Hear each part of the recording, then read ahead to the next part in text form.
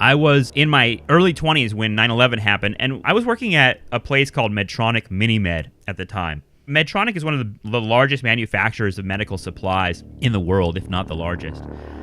They're a big, evil medical corporation, and I worked for them selling insulin pumps to diabetics. My territory that I was in charge of was West Virginia, so the people that I talked to on the phone were families that were very poor, and they were desperately trying to get this device so that their children could live more comfortable lives, could stop suffering.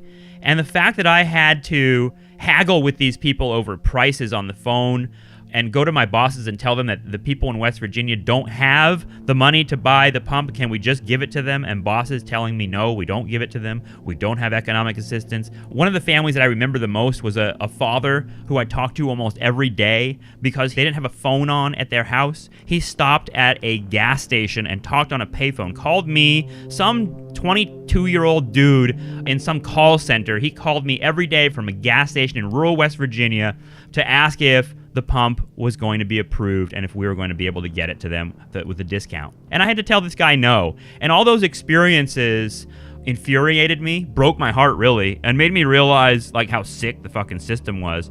And all of that was happening. You have to understand, I'm sitting in a cubicle in the San Fernando Valley telling poor people in West Virginia that this company will not give their child a pump and they're going to have to find some other way to ease their child's severe disease.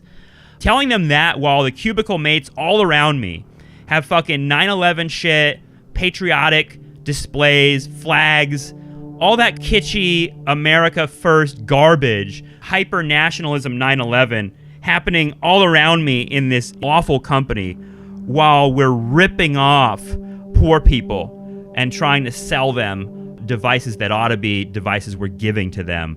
Connecting that with 9/11, connecting issues of capitalism, issues of the lived experience of capitalism with the kind of jingoistic nightmare that was unfolding really radicalized me, truly.